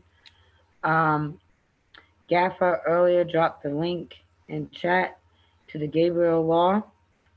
This is the law we're trying to help um, get passed, not just in California, but nationwide. Um, well, we're just ending this stream, Dreams. We're going to start a regular roundtable stream. Yeah, this is one of our topic streams. Dreams, Right. dreams, So, dreams, uh, streams, dreams. so we're going to start that. Dreams is the one. Wait, Dreams, before you leave. When we stop the Anthony story, um, we're gonna talk about we're gonna take your suggestion and we're gonna talk about Ashton Kutcher and everything he's doing for the human trafficking thing. And when we finish the story about these children, Noah, the little girl, and there's one other um, or two other children we want to talk about because I have one and Doris has one. You're very welcome, B. We'll touch on the human trafficking a little more um, because there's not really much after we get what we can get for Anthony and for Noah. There's not much we can do until their trials are over.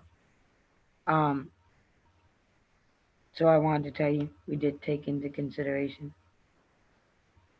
And as soon as the YouTube money comes in, me and Doris will sit down and figure out which foundation for Gabriel we're going to donate to. And then once we do that, I will take screenshot of the foundation we donated to and how much we gave, and I will show that um, as soon as I get it. Yes. Dreams. It is very deeply in society, but in South Dakota, it is talked about. Well, I don't can't speak about North Dakota, but I do know in South Dakota it is spoken about very much because we are one of the leading states of trafficking. Yep, see, Mama Redneck said that. In Sturgis, a lot at the truck stops. Um, it's very big here. Like a lot of our churches, um, they do a lot of things for the sex trafficking here. Um, because it's very big here in South Dakota. Very big. It's a very big issue here, and it is talked about quite a bit here in South Dakota. And I'm sure also on the coast states like Florida, California, because they're so close to the oceans and other countries where they could bring those people in. I'm pretty sure it's bad in Texas too, because they're in Mexico. Yeah. Mhm. All right, so we're gonna end this stream, and we're gonna start a regular roundtable shenanigans stream. So make Well, sure you all go over. yes, I hope to see every. Lisa Doors, did you see Wayfair story? Maybe, possibly. I've seen a lot of things since I started doing all this. The name sounds familiar.